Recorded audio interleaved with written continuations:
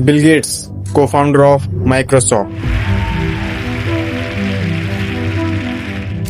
Mark Zuckerberg, co-founder of Facebook. Gautam Adani, founder of Adani group. आप सोच रहे होंगे कि हाँ, ये सब दुनिया के रिचेस्ट लोगों में से एक हैं. Richard Branson, now the first person to reach the edge of space in his very own space. लेकिन इन सब में एक चीज कॉमन है. ये सब लोग अपने आप को एक ऐसे ट्रैप से बचाने में सक्सेसफुल रहे हैं जिस ट्रैप में एक इंसान अपने आप को प्राउडली डाल रहा है. To change the perception of reality to such an extent that despite of the abundance of information, no one is able to come to sensible conclusions. I don't care what I have to do. If I have to move somewhere or start something or whatever it may be, I am not going to put my children into a system that doesn't understand the gifts and abilities they have just because they don't fit on the conveyor belt. And in the US, there are more than 5 lakh people who don't send their children to school. Ironically, mostly all teachers, because they know how screwed up the system is. सोचो, अगर स्कूलों में exams ही नहीं होते तो क्या पढ़ाई का असली मतलब ही बदल जाता? मुझे याद है जब मेरे बोर्ड की परीक्षा के समय मैंने अपने फर्स्ट एग्जाम के दिन अपनी कॉपी नीचे गिरा दी थी. जब भी मुझे रियलाइज हुआ कि असली डर पढ़ाई का नहीं, असली डर रिजल्ट का है. पता नहीं रिजल्ट कैसा होगा. आपके साथ भी ऐसा कई बार हुआ होगा. आपने पहले दिन सब याद किया, परीक्षा के पहले दिन सब याद किया, सब रटकर एग्जाम दिया, लेकिन जैसे ही अगले दिन आप घर आए, आपने एग्जाम दिया, उसके बाद आपको कुछ याद नहीं रहा. अगर हाँ तो ये वीडियो आपके लिए है. आज हम बात करेंगे ऐसे विषय पर जो हर भारतीय के दिल के करीब है, इंडियन एजुकेशन सिस्टम. सोचिए, हर भारतीय की लाइफ में एक स्कूल की एक महत्वपूर्ण भूमिका है, जिसमें होता यह है कि हमें कई बार तो कई टीचरों की डांट और अपने दोस्तों की शैतानियां याद रहती है. पर सवाल यह उठता है कि ये एजुकेशन सिस्टम हमें जिंदगी जीने के लिए प्रिपेयर करता है या फिर बस एक नंबरों की दौड़ में दौड़ाता रहता है. हम आज इंडियन एजुकेशन सिस्टम को गहराई से समझने वाले हैं, तो बने रहिए वीडियो के अंत तक. सबसे पहले जानते हैं कि हमारे भारत की शिक्षा कैसी थी.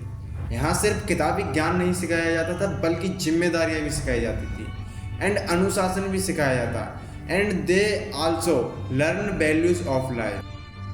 ब्रिटिश शासन में लॉर्ड मैकॉले ने ईयर 1835 में एक ऐसी शिक्षा नीति लाई जिसका मेन उद्देश्य था कि ऐसे लोगों को तैयार किया जाए जो कि दिमागी रूप से तो भारतीय हों लेकिन सोच से अंग्रेज बन जाए. मतलब कि सोचने समझने की क्षमता बिल्कुल ही खत्म कर दी जाए. वो अंग्रेजों के हित में एज ए लेबर, मतलब कि वर्कर की तरह काम करें, उनके ही रूल्स को फॉलो करें और उनके प्रशासनिक कार्यों में सहायक रहें. आज भारत में 26 करोड़ से भी ज्यादा स्टूडेंट्स पढ़ाई कर रहे हैं, लेकिन शिक्षा बहुत हद तक पेन और पेपर तक ही सीमित रह गई है. एक क्लासरूम में 40 से 80 बच्चे बैठे हुए हैं, सभी को एक जैसा होमवर्क, सभी को एक जैसा पाठ पढ़ाया जा रहा है. हर साल वही परीक्षा. इसमें छात्र की रुचि क्या है, इस पर किसी का ध्यान नहीं है भी तो किस पर 90% लाओ, 95% लाओ. यही घर वालों का प्रेशर है, यही समाज का प्रेशर है. Art, games, singing, have all side subjects.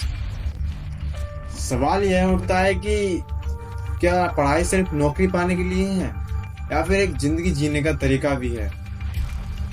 अब स्कूल के बाद होता है असली मुकाबला.